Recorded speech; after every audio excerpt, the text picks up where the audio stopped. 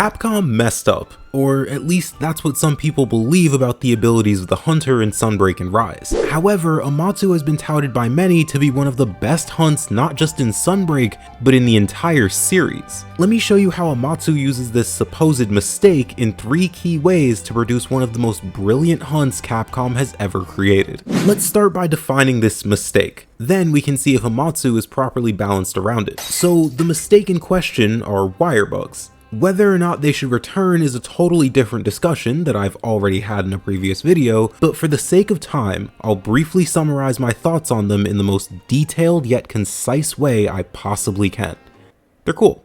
Alright, explanation out of the way, wire bugs have their flaws, but they're less flaws and more missed potential. Let me show you what I mean. Narwa has this attack where she sends waves of electricity across the ground. You can counter this attack or block it, but the cool way to avoid it is by jumping over it with wire bugs. This is the type of attack that I wish we saw more of in both Rise and Sunbreak. Attacks that take advantage of this new vertical axis that we now have access to thanks to wire bugs. The problem is that most attacks in the game are designed around either counters or the classic blocking, dodging, and repositioning of old. As a result, using the wire bugs in combat is rarely practical. If anything, they're best used for the speed that they provide as opposed to the height. This is why I love the Narwa hunt so much. It certainly isn't perfect, but it takes advantage of this movement provided by the wire bugs far more than most monsters do. However, after Title Update 5, Narwa is going to have to relinquish her crown since Amatsu is designed around the movement of the hunter more than any other monster,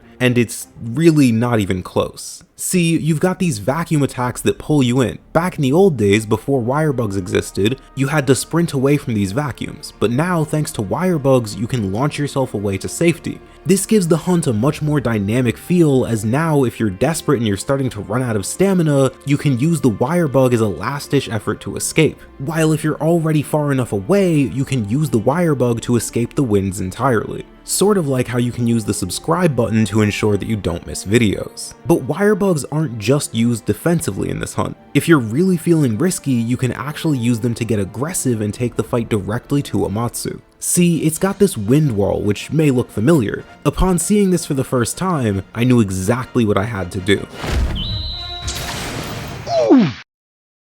Okay, look, what's important is I got it the second time. Anyway, one last thing I want to mention before we move on to the second thing this monster does is that Amatsu also counters counters. I've made a few videos on this idea in the past, so I won't go too in depth, but basically what I mean is you'll have these attacks that if you counter, you'll accidentally leave yourself open to a follow-up.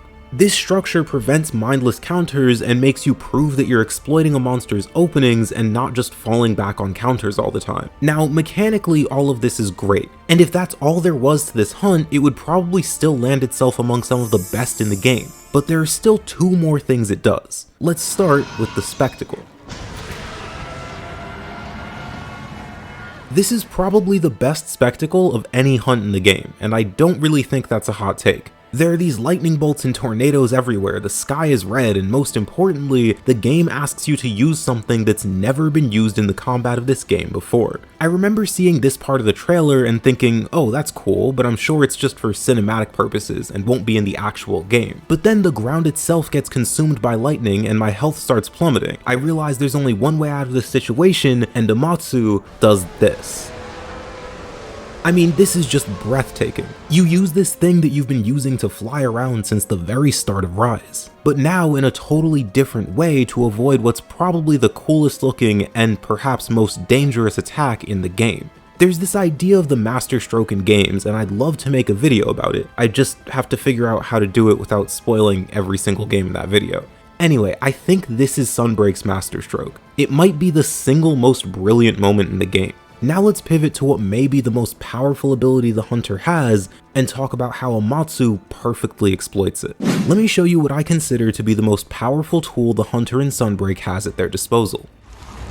Okay, I know it doesn't look like much, but when you really zoom out and think about this ability, you start to realize just how strong it is. It's so powerful, in fact, that Capcom had to redesign every monster in the base game when they moved on to Sunbreak around this single ability. So why is Wirefall such a powerful tool? Well, it's actually pretty simple. The Monster Hunter series is designed around this slow, deliberate, almost turn-based combat, where each attack from both the monster and the hunter has considerable recovery time. It's in these recovery periods that you're both open to attacks, and it's why this whole combat system works so well.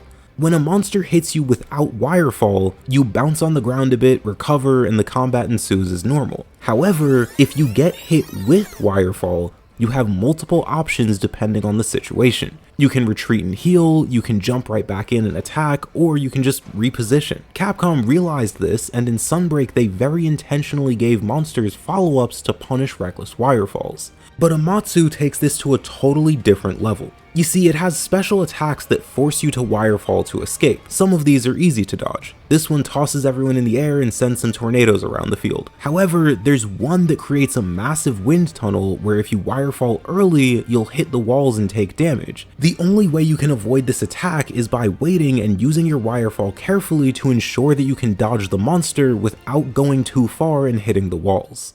This entire hunt is the culmination of everything Capcom has learned throughout the development of both Rise and Sunbreak, and it's unlikely that we'll see something like this again anytime soon. Or who knows, maybe this blue dude will completely change the game again and I'll have to make another video in a couple months. Anyway, Capcom figured out something over 2 decades ago that developers are still struggling to do today. Check out this video on that.